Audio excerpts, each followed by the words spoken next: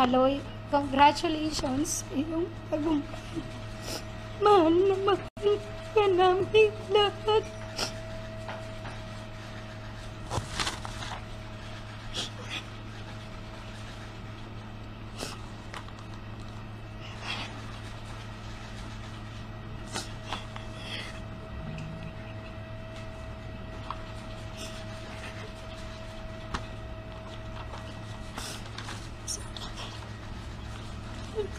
Sorry.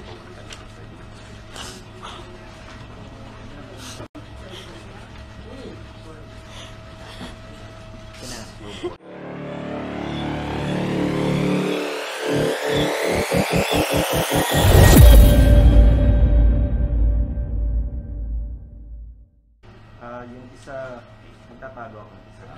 Okay.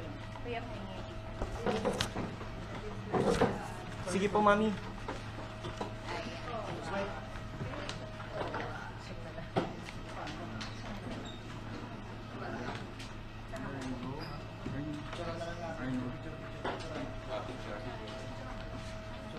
Sige po. Liham ng isang ina.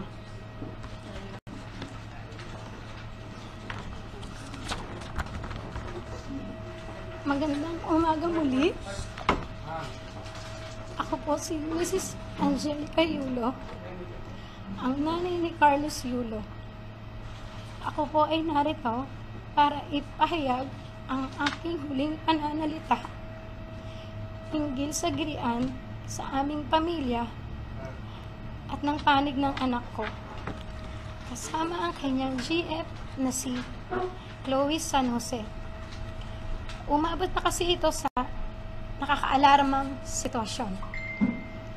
Dahil buong sambayanan alam na at nakaabang na sa mga susunod na salita ng bawat isa kung kailan dapat ang ganitong hindi pagkakaunawaan naway nananatili lamang pribado at inaayos sa personal na paraan.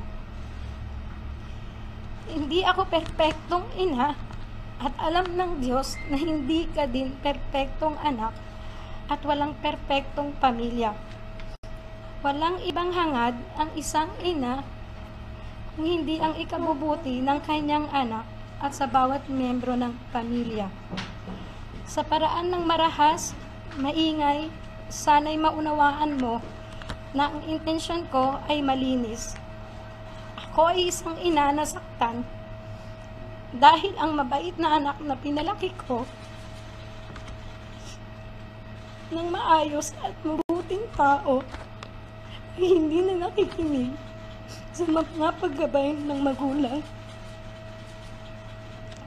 Kung mali man ang naging pagpuna ko sa nobya mo, humihingi ako ng patawad dahil nanay lang ako na nag-aalala.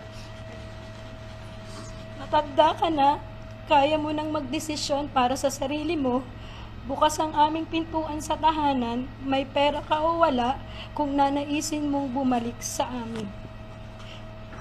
Hindi na pwedeng bawiin ang nasabi. Ang amin lang, handa na ako at ang papa mo mag-usap tayo ng bukas ang loob na may pangunawa anumang oras na handa ka pag-uwi mo upang maayos ito. Hindi kailangan ng ibang tao na malaman ang mga alitan dahil hindi nila alam ang buong kwento at hindi nila ito lubos na nauunawaan. Gayunpaman, humihingi ako ng patawad sa iyo at sa sambayanan sa mga nasabi ko sa interview. Pagod at puyat ako sa kapapanood sa iyo ng mga panahon na yon. Di makatulog sa tuwa kahit tapos na ang iyong laban. Hindi ako nakapag-isip ng mabuti nang nirapido ako ng mga tanong ng mga reporter tungkol sa bagay na dapat ay tayo lamang ang nag-ayos. Patawad, anak. Iintindihan ko na maaaring tignan ng iba na kaya lamang ako nagsasalita ngayon ay dahil sa iyong tagumpay at kasaganaan. Ako ay nagsasalita para ilagay na sa katahimikan ng issue. bukas ang pintuan para pag-usapan ng personal na walang galit. Hindi man humantong sa pagkabuo ng pamilya, naway maipanatili natin ang respeto sa isa't isa at sa dignidad ng pamilya. Kung hindi man tayo magkaayos, sana sa pagdating ng panahon, maunawaan ang aking panig, intensyon at hindi ang ingay. Ang pamilya, iisa lang yan at laging andyan lang para sa isa't isa sa kabila ng anumang pagsubok o alitan.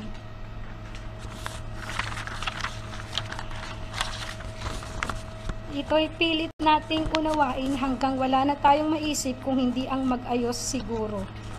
At sa sambayan naman, sana ay ipagdiwang na lang natin ang tagumpay ng anak ko, gumawa ang anak ko ng kasaysayan para sa ating bansa.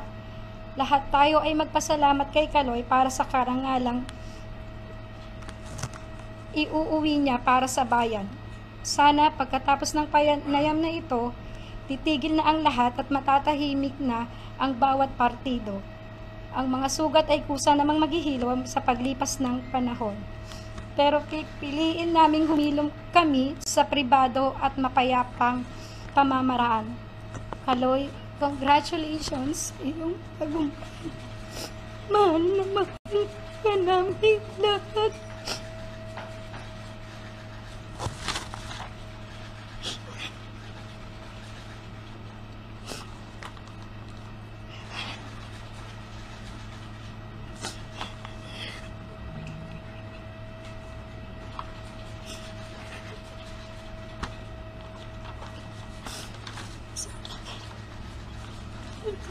Sorry.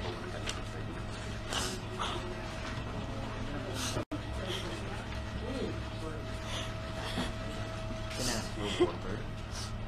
Sorry. While she's composing herself, Tony Raymond, with humble apologies, could you kindly repeat what you said earlier before you give way to the statement? Just lang, mga snippets. I'm representing Mrs. Yulo for free. I'm doing this not for myself. God has been very generous to me, and I think at certain times I should give back to the country. During this time, it's important that we try to unite and jointly celebrate in the successes of Carlos Edriel Yulo instead of focusing on their family problems. The family problems are purely a private matter that we should try to lay off. Lumayo tayo dyan.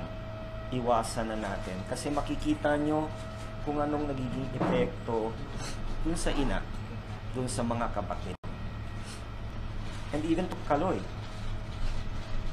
No, for whatever it may be worth, no, I congratulate the boy. Kasi despite what he was actually hiding underneath everything, no, yung nangyayari doon sa pamilya niya, he was still able to perform so well. And we should all, no, really congratulate him for that, no. Ginawa niya yun para sa bayan despite having his own personal problems. That takes a lot of guts. That takes a lot of character. Which also shows, no, na maayos din siyang pinalaki. Because hindi lang basta yung physical talent, nandun pa rin dapat yung emotional stability at yung will to win. And that is something that you do not learn from coaches. That's something that you learn from home.